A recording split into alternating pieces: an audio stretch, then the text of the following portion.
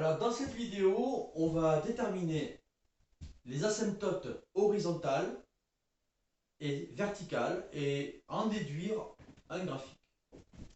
Bon, par exemple, maintenant, on va s'intéresser pour l'instant de l'asymptote horizontale. Ça veut dire quoi? Ça veut dire qu'on va chercher la limite en plus et moins l'infini. Donc, en plus ou moins l'infini, qu'est-ce que je fais? Je m'intéresse à, je factorise par x, ce qui me fait x facteur de 6 moins 1 sur x facteur de 3 moins 9 sur x. Bon, qu'est-ce que je vois ici? C'est que je vais avoir une simplification. Le haut tend vers 6, le bas tend vers 3. Donc la limite de f, que ce soit en plus ou moins l'infini, va vous donner donc 6 sur 3 qui est égal à 2. Donc l'asymptote horizontale va être une courbe horizontale y égale 2. Donc là, je peux le marquer, voilà, je vais trouver y égale 2 en horizontal. Je ferai tracer plus tard. Maintenant, je vais m'intéresser à l'asymptote verticale.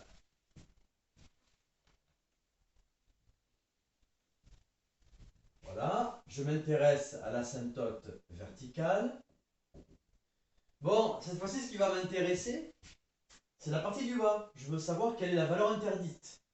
Donc là, si je fais 3x moins 9 égale 0, je vais trouver que x est égal à 3. Donc ma valeur interdite va être en x égale 3. Bon, alors là, il faut faire attention parce que la partie du haut, il faut savoir en x égale 3, est-ce que ça va être positif ou négatif? Bon, donc la limite de f en x égale 3, eh bien je vais remplacer x ici par 3.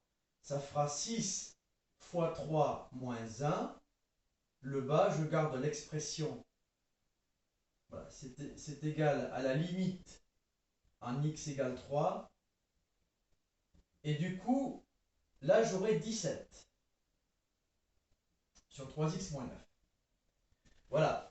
On calcule la partie du haut pour savoir si elle veut être positive ou négative. Parce que maintenant, je vais pouvoir tracer mon tableau.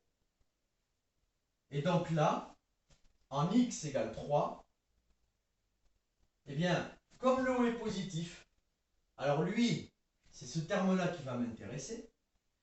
3 est positif, donc je vais avoir moins à gauche et plus à droite.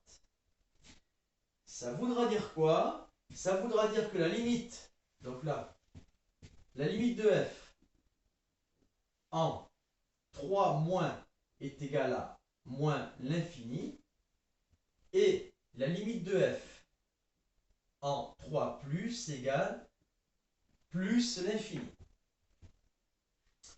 Eh bien, maintenant, j'ai tous les éléments pour tracer les asymptotes. Donc là, qu'est-ce que je fais? Je fais un graphique. Alors ici, qu'est-ce que j'ai? Une asymptote horizontale en y égale 2. Donc je trace en pointillé mon asymptote horizontale. Et j'en ai une en x égale 3. Donc en 3, je trace mon asymptote verticale. Qu'est-ce que je sais? C'est que la limite en 3 moins, c'est moins l'infini. Donc ici, à gauche, elle va plonger vers le bas. Et je sais qu'à droite, elle va monter vers plus l'infini. Après, je sais qu'en horizontale, j'ai une asymptote en 2. Ça veut dire que là, après, elle va se coller vers l'axe 2. Et ici, elle va se coller vers l'axe 2 aussi. Donc voilà, asymptote horizontale, je calcule les limites en l'infini. Et asymptote verticale, je calcule la valeur interdite. Et après, par ce procédé-là, je cherche à savoir, pour faire le tableau de signes, quel est le signe du numérateur.